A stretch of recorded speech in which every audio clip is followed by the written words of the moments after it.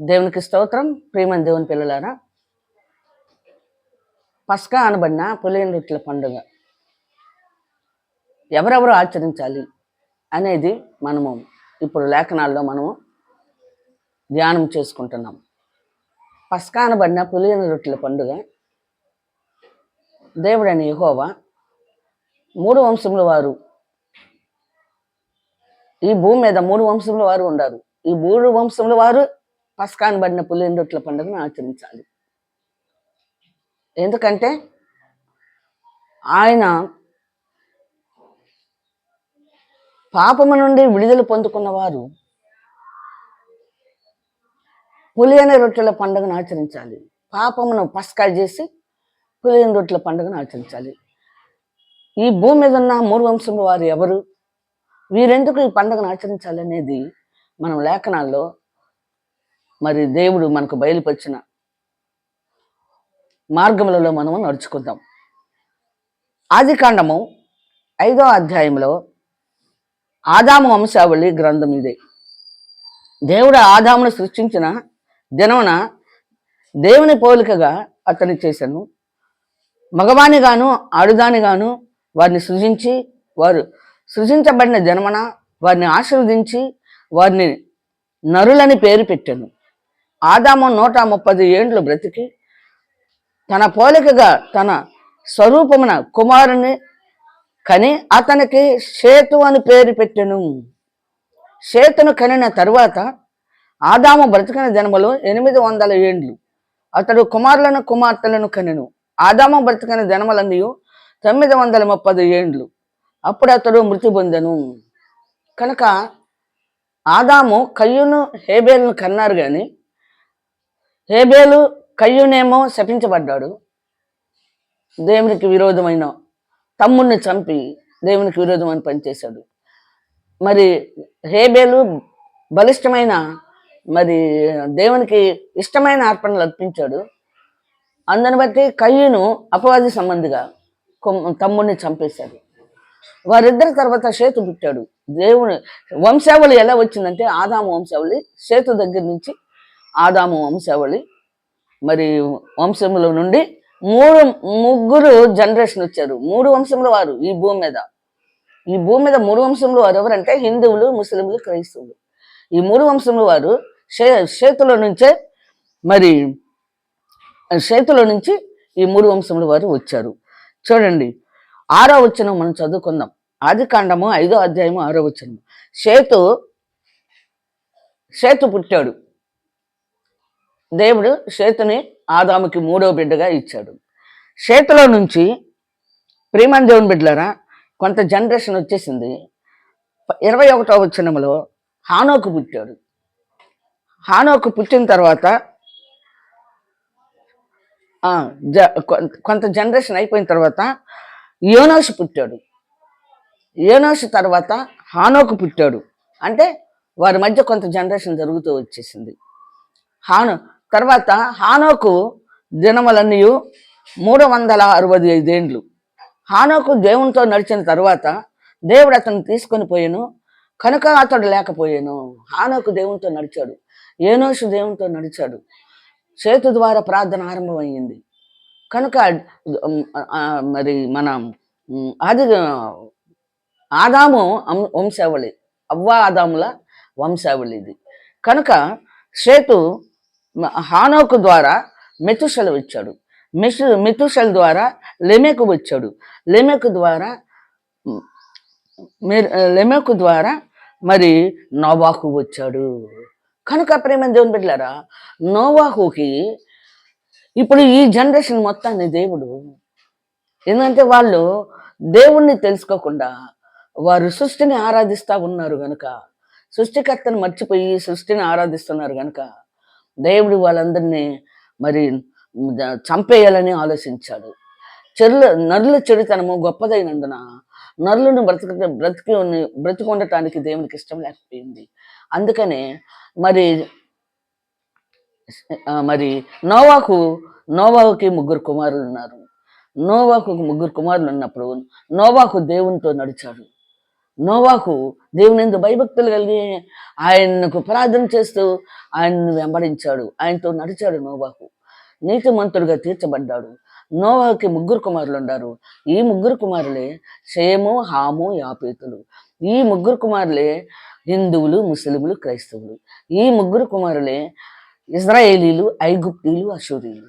ఈ ముగ్గురు ప్రపంచం అంతా కూడా భూమిని నింపమని దేవుడు జలప్రళయం పంపించినప్పుడు అందరూ నాశనం చేసి ఆ ఓడలోకి దేవుడు నోవాహుకు చెప్పాడు, నువ్వు ఓడని ఏర్పాటు చేసుకొని నీ కుటుంబాన్ని ఓడలోకి తీసుకెళ్ళిపో, నేను భూమిని నాశనం చేయబోతున్నాను, భూమి మీద ఉన్న మానవులు నాశనం చేయబోతున్నాను, వారు ఇక ఉండరు అని చెప్పినప్పుడు దేవుడు ఎట్లా చెప్పాడో అలా చేశాడు. దేవుని మాట వినాలి ఒకడు. దేవుని మాట వినిన ఎడల దేవుడు ఆనందించేవాడైనాడు. నోవాహు ద్వారా దేవుడు ఆనందించాడు. అయితే మరి 8 మంది ఆ ఓడలోకి వెళ్ళారు. ఆ ఓడలో వెళ్ళిన తర్వాత జలప్రళయాన్ని పంపించేశాడు. ఓడలో ఉన్నవారు మాత్రం బ్రతికారు. ఈ ఓడలో ఉన్నవారు ప్రియమైన దేవుని బిడ్డలారా, షేము, హాము, యాపేతులు, మరి వారి భార్యలు, ముగ్గురు భార్యలు, మరి నోవాహు భార్య, 8 మంది మాత్రమే రక్షించబడ్డారు. అప్పుడు దేవుడు అంటున్నాడు, మీరు ఇంకా మరి ఈ భూమిని నీ కుమారులే మరి నింపాలి, ఈ భూమిని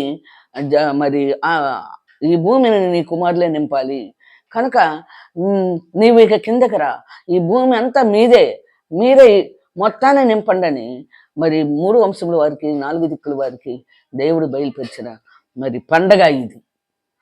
పసకా అనబడిన పులిన రొట్టెల పండగ. ఈ పసకా ఎందుకు వచ్చింది? ఈ పాపం ఎందుకు వచ్చింది? పాపం ఉండబట్టేగా అవ్వాదాముల సంతానము ఎంత జనరేషన్ వచ్చేసింది. మధ్యలో మరి యోనోషు, మరి హానోకు, షేతు, యోనోషు, హానోకు, మెతుషల, లెమేకు, నోవాహు, వీరు దేవుని యందు భయభక్తులు కలిగి ఉన్నారు. వీరు భయభక్తులు కలిగి ఉన్న తర్వాతనే మరి నోవాహుతో దేవుడు మాట్లాడి వాడును కట్టుకున్నాడు. నేను భూమిని నాశనం చేయబోతున్నాను, మానవులు నాశనం చేయబోతున్నాను, జలప్రళయం పంపించబోతున్నాను, కనుక మీరు ఆ వాడను కట్టుకొని వాడలోకి వెళ్ళమని చెప్పాడు. కనుక జనరేషన్ అంతా అయిపోయిన తర్వాత ప్రియమైన దేవుని బిడ్డలారు ఈ ముగ్గురు మాత్రమే బతుకున్నారు కదా. ఈ ముగ్గురు కూడా దేవుని యందు భయభక్తులు కలిగి యెహోవాయే దేవుడిని తెలుసుకొని దేవుని యందు భయభక్తులు కలిగి లోకంలో జీవించాలి. కానీ షేములో నుంచి షేము దేవుడి స్తుతినందునుగాక మరి హాము తండ్రి దిశమలను చూసినందున శపించబడిన వాడై కనానుకు తండ్రి అయ్యాడు, విగ్రహారాధనకు తండ్రి అయ్యాడు. సృష్టిలో ఉన్న సృష్టిలో ఉన్న ఆ యొక్క దురాత్మ సమూహం అంతా కూడా హామును పట్టేసి ఆ దురాత్మ మరి హాము దురాత్మల్ని ఆరాధించడానికి అలవాటు పడ్డాడు. ఎందుకంటే శపించబడ్డాడు కనుక, ఇది శపించబడ్డాడు కనుక మేము వీడిని ఆక్రమించాలి, ఇతన్ని ఆక్రమిస్తే మా ఆశలు తీర్చుకుంటాం, దేవుడు ఎవరు తెలియకుండా చేస్తాం, దేవుని రాజ్యానికి వారసులు కాకుండా చేస్తాం, మమ్మల్ని పరలోకంలో ఉండనీయకుండా కిందకి నెట్టేశాడు కాబట్టి మేము ఈ సంతానాన్ని మేము పట్టుకోవాలని బాగా ఆలోచించి అపవాది లూసిఫర్, దేవదూత లూసిఫర్ మరి ఆలోచించి మరి ప్రేమైన దేవుని బిడ్డలారా ఈ హామును పట్టేశాడు. హాము శపించబడిన వాడై దేవునికి దూరంగా వెళ్ళిపోయాడు. మరి అపవాదిని ఆరాధించేవాడుగా హాము అపవాదిని ఆరాధించేవాడుగా అయిపోయాడు. యాపేతు విశాలపరచబడ్డాడు కనుక షేము ఆస్వాదించబడ్డాడు, మరి హాము శపించబడ్డాడు, మరి యాపేతు విశాలపరచబడ్డాడు. కనుక ఈ షేములో నుంచి ప్రియమైన దేవుని బిడ్డలారా షేము వంశంలో నుండి అబ్రహాము, ఇస్సాకు, యాకోబులు వచ్చారు. ఈ అబ్రహాము, ఇస్సాకు, యాకోబులు వచ్చారు. అయితే తరతరాలు యుగాలు హాము శపించబడిన వాడై ఆ దురాత్మ సమూహాన్ని ఆరాధిస్తూ అయ్యే దేవతలుగా దేవుడిగా పెట్టుకున్నారు. పరలోకం నుంచి నెట్టివేయబడిన ఆ దురాత్మ సమూహానికి మరి ఆరాధించేవాడిగా అయ్యాడు. అందరిని బట్టి దేవుడు ఆలోచించి ఈ ముగ్గురు నోవాహు సంతానమే కదా, ఈ ముగ్గురికి దేవుడు నేనే కదా, అయితే వీరు కూడా నా సన్నిధిలో ఉండాలి, ఆనందించాలి అని వీరిని ఏమాత్రం అషూరీల్ని, ఇజ్రాయేలీలు, ఐగుప్తీలు, అషూరీలు వీరిద్దరు కూడా దేవునికి దూరంగా ఉన్నారు.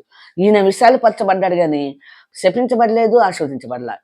యాపేతు అంటే అశూరీలు. అయితే మరి ప్రియమైన దేవుని బిడ్డలారా, దేవుడు రకరకాలుగా ప్రయాసపడి ఈ ముగ్గురిని మరి దేవుడు మరి ప్రేమించి ముగ్గురిని మరి దేవుని రాజ్యానికి, ఆయన రాజ్యానికి వారసులు చేసుకోవాలని ఎంతో ఆశపడుతూ ప్రియమైన దేవుని బిడ్డలారా, లోకరక్షకుడైన యేసు ప్రభుని ఈ లోకానికి పంపించాడు. అందుకే అన్ని జనులకు వెలుగుగాను అంటారు చూడండి. అశూరీయులు, ఐగుప్తీయులు, మరి ఇశ్రాయేలీలు ముగ్గురు నోవాహు సంతానమే. కనుక ఇదిగో ప్రియమైన దేవుని బిడ్డలారా, మనము చూడండి లేఖనాల్లో మనం చూసినట్లయితే ఈ ఈ షేమ వంశంలో నుంచి వచ్చిన అబ్రహాముని దేవుడు ఏర్పాటు చేసుకొని కనాన్ దేశానికి వెళ్ళమన్నాడు, శపించబడిన దేశానికి, బొమ్మల కొలువులు లేని దేశం అది. అక్కడికి వెళ్ళమన్నప్పుడు అబ్రహాము చక్కగా దేవుని మాట విని అక్కడికి వెళ్ళాడు. అక్కడికి వెళ్ళిన తర్వాత ఇసాకుని ఇచ్చాడు. ఇసాకును దేవుడిచ్చాడు. ఇసాకుని ఇచ్చిన తర్వాత ఇసాకుకి వివాహం అయిపోయిన తర్వాత మరి యాకోబు పుట్టాడు. యాకోబు పుట్టిన తర్వాత యాకోబుకి మరి వివాహమైంది. ప్రియమైన దేవుని బిడ్డలారా, 12 మంది గోత్రాలు, 2 భార్యలు. అంటే మోసంతో మరి లేయనిచ్చి చేశారు. రాహేల్ని ప్రేమించాడు, మోసంతో జరిగింది అది. అయితే దాసులు కూడా ఉంటారు వాళ్ళకి, జల్పా బిల్హా.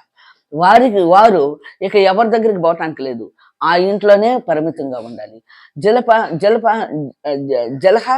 జల్పా బిల్హా వీళ్ళిద్దరూ మరి రాహేల్కి లేయకి దాసులు. ఈ దాసుల్ని మరి యాకోబు వాడుకున్నాడు భార్యలుగా. వాళ్ళే అప్పగించారు, భార్యలే నా దాసితో నువ్వు ఉండు, మనకి సంతాన అభివృద్ధి అయిందని వారు యాకోబుకి అప్పగించినప్పుడు జనరేషన్ ఆ విధంగా చక్కగా మరి అక్కడే 3 వంశంలో వారుగా ప్రియమైన దేవుని బిడ్డల జనరేషన్ వచ్చేసింది. కనుక ఇప్పుడు వీళ్ళు కనాన్ దేశంలో ఉన్నప్పుడు కనాన్కి కరువు, పంటలు పండకుండా కరువు రప్పించాడు దేవుడు. ఎందుకంటే ఐగుప్తీయులు నశించి నరకానికే పోతున్నారు కానీ వారికి దేవుడు ఎవరో తెలియదు. కనుక దేవుడు ఎవరో తెలియదు. అందుకని వారికి దేవుడు ఎవరో తెలియపరచడానికి కనాన్ దేశానికి కరువు పెట్టేసి అక్కడ 12 గోత్రాలు వారు, యాకోబుకు 12 గోత్రాలు పుట్టారు, 12 మంది పుట్టారు సంతానం.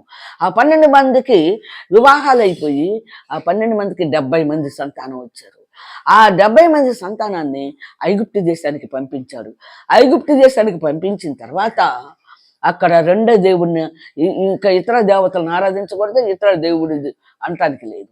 అక్కడ వారి దేవతలు ఉన్నారు, భయంకరంగా కోట్ల మంది దేవతలు ఐగుప్తుని పట్టి వారిని దేవుని వైపు తిరగనీయకుండా వారు ఆ దురాత్మ సమూహం అంతా కూడా మరి అక్కడ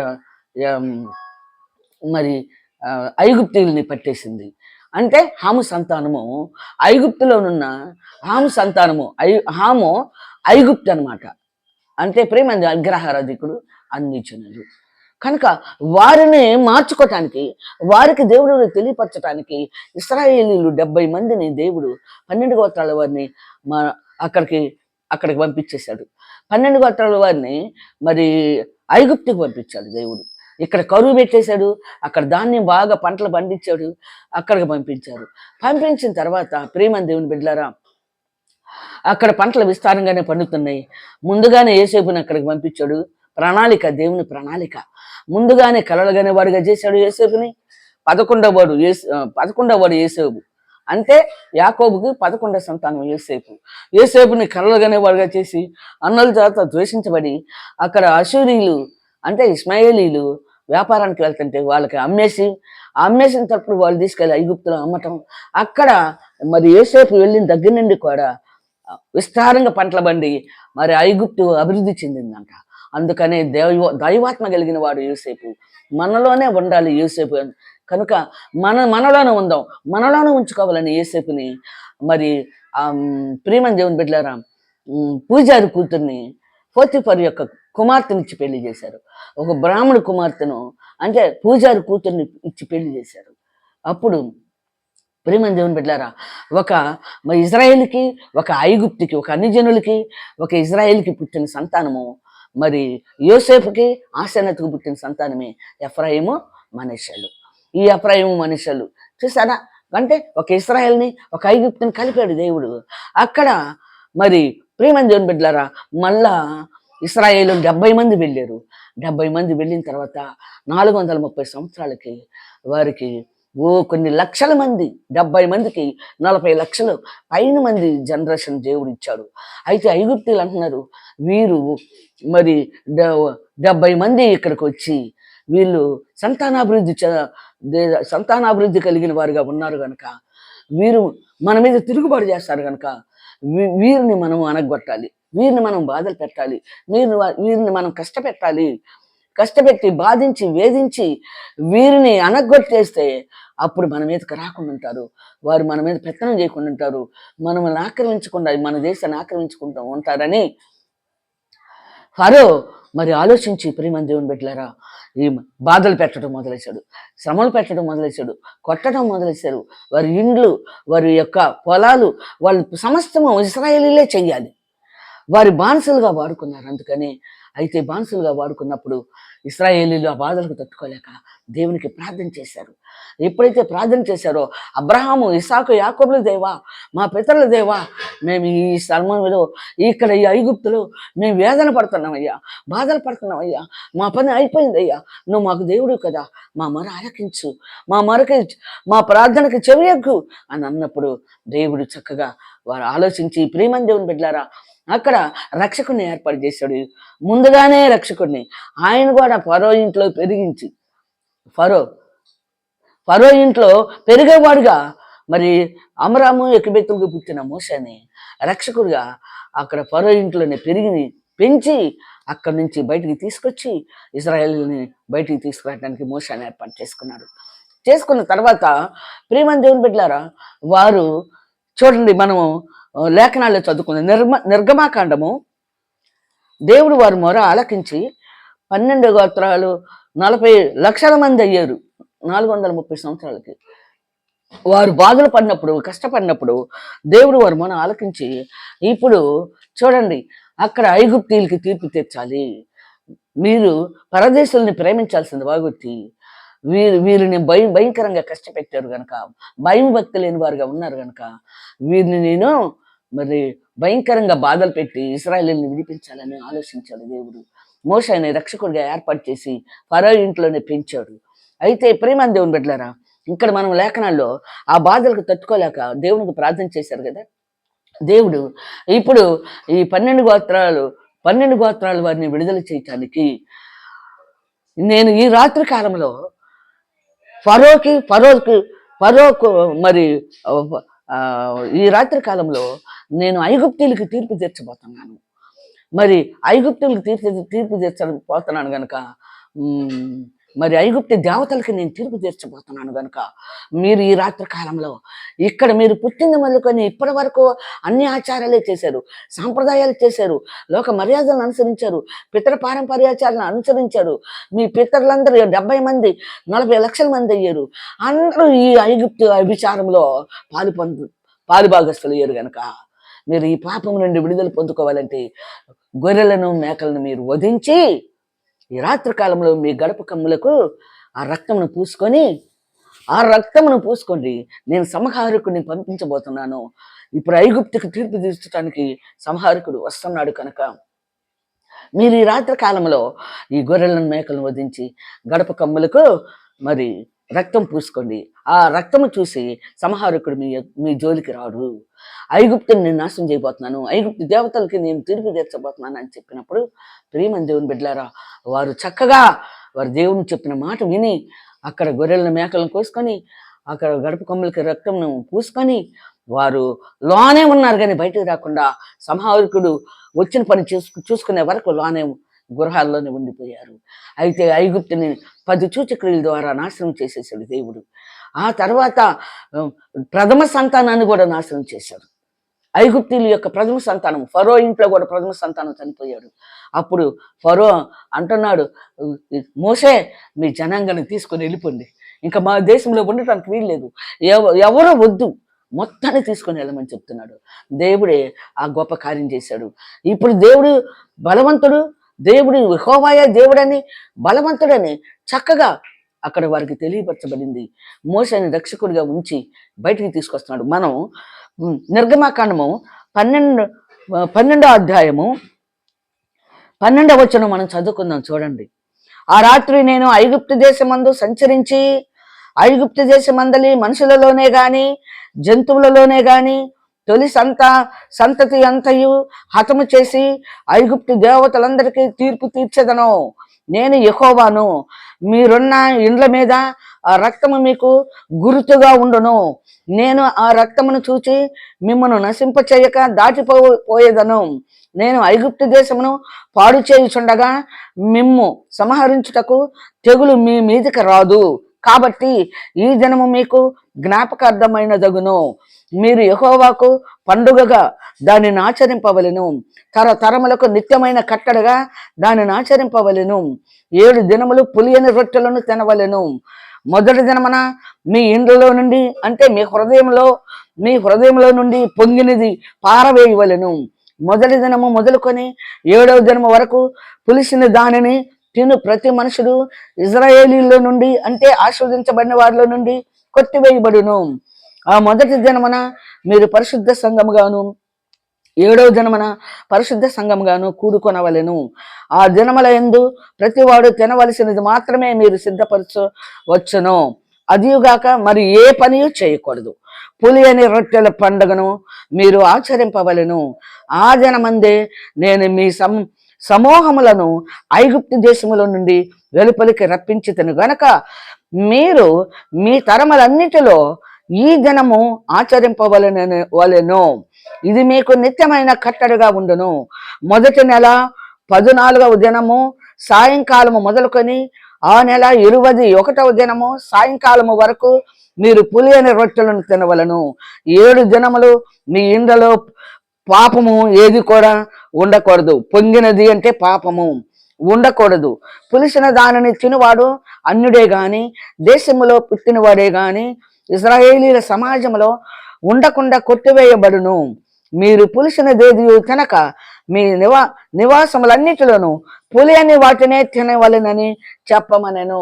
కనుక ప్రేమ దేవుని బిడ్డలారా, పులి అని రొట్టెల పండుగ ఐగుప్తు దేశంలో నుండి ఇశ్రాయేలీల్ని ఆ రాత్రి కాలంలో వెలుపలకు తీసుకొచ్చేటప్పుడు ఐగుప్తీలకి తీర్పు తీర్చి ఐగుప్తు దేవతలకు తీర్పు తీర్చి ఆయన ప్రజలను తీసుకొచ్చేటప్పుడు పస్కా బలైపోయారు. వాళ్ళు గొర్రెలను మేకలను వధించి వాళ్ళ పాపంలో అక్కడ నేర్చుకున్న జీర్ణించిపోయిన పాపములకు పస్కా బలైపోయిన తర్వాత పస్కా అనబడిన పులియన రొట్టెల పండుగను ఆచరించమన్నారు. ఇక్కడ 12 గోత్రాల్లో యోధా గోత్రంలో పుట్టాడు యేసుప్రభు. యేసుప్రభు చూడండి, లూకా సువార్తలో ఒక మాట చదువుకొని మనం ముగించుకుందాం. లూకా సువార్త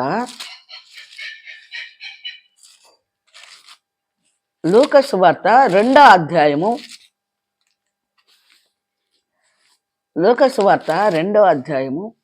40వ వచనం మనం చదువుకుందాం.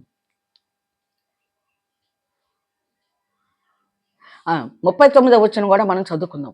అంతట వారు ప్రభు అంటే యెహోవా ధర్మశాస్త్రము చొప్పున సమస్తము తీర్చిన పిమ్మట గలిలయలోని నజరేతును తన ఊరికి తిరిగి వెళ్ళిరి. బాలుడు జ్ఞానముతో నిండుకొనుచు ఎదిగి బలము పొందుచుండెను. దేవుని దయ ఆయన మీద ఉండెను. పస్కా పండుగప్పుడు ఆయన తల్లిదండ్రులు ఏటేటా యెరూషలేమునకు వెళ్ళుచుండువారు. ఆయన 12 ఏండ్ల వాడై ఉన్నప్పుడు ఆ పండుగను ఆచరించుటకై వాడుకు చొప్పున వారు యెరూషలేమునకు వెళ్ళిరి. కనుక ప్రియమైన దేవుని బిడ్డలారా, ఏటేటా బాలుడుగా ఉన్నప్పుడే, పసిబిడ్డగా ఉన్నప్పుడే మరి యెరూషలేం దేవాలయంలో ఈ పస్కా పండుగ మరి జరిగిస్తూ ఉంటారు. పులియని రొట్టెల పండుగ జరుగుతుంది యెరూషలేం దేవాలయంలో, యెహోవా మందిరంలో. కనుక మోషే ధర్మశాస్త్ర ప్రకారం రాయబడిన ప్రకారము అక్కడ పండుగ జరుగుతుంది గనక మరి మరియమ్మ యేసు ప్రభువుని తీసుకొని మరి యెరూషలేం దేవాలయానికి వెళ్ళారు పస్కా పండుగను ఆచరించుటకు. కనుక పస్కా పండుగను ఆచరించుటకు యెరూషలేం దేవాలయానికి వెళ్ళారు. బాలుడి దేవుని దయందును ఇక్కడ చూడండి, బాలుడి జ్ఞానముతోనే నిండుకొనుచు ఎదిగి బలము పొందుచుండెను. దేవుని దయ ఆయన మీద ఉండెను. యేసు ప్రభుకి దేవుని దయ ఉన్నదంట. యేసు ప్రభు మీద దేవుని దయ ఉందంట. అందుకనే మరి పస్కా పండుగప్పుడు ఆయన తల్లిదండ్రులు ఏటేటా యెరూషలేముకు వెళ్ళుచుండువారు. ప్రతి సంవత్సరము మరియమ్మ యేసేపులు యెరూషలేముకు పస్కా పండుగను ఆచరించడానికి వెళ్ళేవాళ్ళు. యేసు ప్రభుని కూడా తీసుకుని వెళ్ళేవారు. తల్లిదండ్రులు దేవుని యొక్క పనికి అలవాటు చేశారు, అమ్మడ పెట్టుకొని వెళ్ళేవాళ్ళు. వాళ్ళు యెరూషలేము అంటే యోధా వంశంలో మరి దావీదు వంశంలో పుట్టారు కనుక, యోధా గోత్రంలో దావీదు వంశంలో యోసేపు పుట్టాడు కనుక పస్కా పండుగను ఆచరిస్తారు, పులియని రొట్టెల పండుగను ఆచరిస్తారు వారు. మరియమ్మ యేసేపులు పస్కా అనబడిన పులియని రొట్టెల పండుగను ఆచరించడానికి యేసు ప్రభుని ఏటాట తీసుకుని వెళ్ళేవాళ్ళు. కనుక ప్రియమైన దేవుని బిడ్డలారా, యేసు మనకు మార్గము, సత్యము, జీవము ఎందుకయ్యాడు? తండ్రి ప్రభు ధర్మశాస్త్ర ప్రకారము, యెహోవా ధర్మశాస్త్ర ప్రకారము, ధర్మశాస్త్రంలో దేవుడి నీతి, ఏ విధంగా నీతిని తన ప్రజలకు బయలుపరిచారో ఆ నీతిని నెరవేర్చటకే యేసు ఈ భూమి మీదకి వచ్చాడు. అందుకే యేసు మనకు మార్గము, సత్యము, జీవము అయి ఉన్నాడు. కనుక పస్కా అనబడిన పులియని రొట్టెల పండుగను ఆచరించుటకు యేసు ప్రభు దేవుని ఆలయానికి మరియమ్మ యేసేపులు తీసుకొని వెళ్ళి అక్కడ 7 దినాలు పండుగను ఆచరించి మరి క్షేమంగా నజరేతుకు తిరిగి వచ్చారు. కనుక నీవు నేను మనందరం కూడా మరి తండ్రి చిత్తాన్ని నెరవేర్చి తండ్రి రాజ్యములకు వారసులన్నట్లుగా సిద్ధపడి అనేక మందిని సిద్ధపరచుకుందాం. దేవుడు తన వాక్యము దీవించను గాక. ఆమేన్, ఆమేన్.